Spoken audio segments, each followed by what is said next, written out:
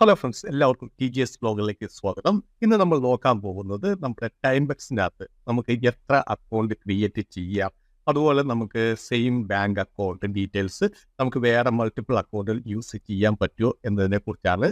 അപ്പോൾ ആദ്യമായിട്ട് ടൈംബക്സിൽ നിങ്ങൾക്ക് 2 3 അക്കൗണ്ട് ക്രിയേറ്റ് ചെയ്തെടുക്കാൻ സാധിക്കുന്നതാണ്. പക്ഷെ നിങ്ങൾ ഒരു കാര്യം ശ്രദ്ധിക്കുക, അക്കൗണ്ട് ക്രിയേറ്റ് ചെയ്യുമ്പോൾ നിങ്ങളുടെ ഒരു മൊബൈലിനകത്ത് ഒരു അക്കൗണ്ട് യൂസ് ചെയ്യാൻ പറ്റുള്ളൂ. അതായത് നിങ്ങൾ ഇപ്പം 2 അക്കൗണ്ടൊക്കെ നിൽക്കുകയാണെങ്കിൽ 2 മൊബൈൽ നിങ്ങൾ യൂസ് ചെയ്യണം. അതുപോലെ തന്നെ വൈഫൈ ഉണ്ടെങ്കിൽ വൈഫൈ വെച്ച് യൂസ് ചെയ്യരുത്. 2 മൊബൈൽ ഒരേപോലെ വൈഫൈ വെച്ച് യൂസ് ചെയ്യാതെ നിങ്ങൾ മൊബൈലിൽ ഏത് സിമ്മാണ് എടുക്കുക, ആ സിമ്മിൻ്റെ നെറ്റ് ഉപയോഗിച്ച് നിങ്ങൾ ചെയ്യാൻ ശ്രമിക്കുക. അങ്ങനെ നിങ്ങൾക്ക് 3 അക്കൗണ്ടൊക്കെ ക്രിയേറ്റ് ചെയ്യാം. എത്ര ഫോൺ ഉണ്ടോ അത്ര അക്കൗണ്ട് ക്രിയേറ്റ് ചെയ്യാം.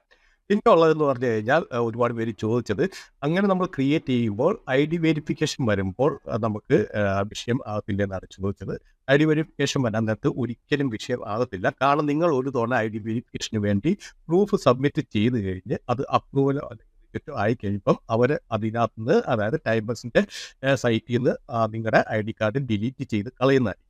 അതുകൊണ്ട് തന്നെ നിങ്ങൾ വീണ്ടും പുതിയൊരു അക്കൗണ്ട് തുടങ്ങി വീണ്ടും സെയിം ID വെച്ച് തുടങ്ങി നിങ്ങൾ വീണ്ടും ID വെരിഫിക്കേഷൻ വരാൻ നേരത്ത് ആ ഫണ്ട് സബ്മിറ്റ് ചെയ്ത് അത് തന്നെ സബ്മിറ്റ് ചെയ്താലും നിങ്ങൾക്ക് ഒന്നും വരത്തില്ല, യൂസ് ചെയ്യാൻ സാധിക്കുന്നതാണ്.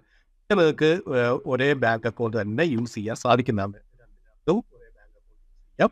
അപ്പോൾ അതിനുവേണ്ടി അവർക്കൊരു മെസ്സേജ് അയക്കുക ഇന്നോടെ. അതിനുശേഷം നിങ്ങൾക്ക് ഇതിലും ഒരേ ബാങ്ക് അക്കൗണ്ട് നിങ്ങൾക്ക് യൂസ് ചെയ്തെടുക്കാൻ സാധിക്കുന്നതാണ്.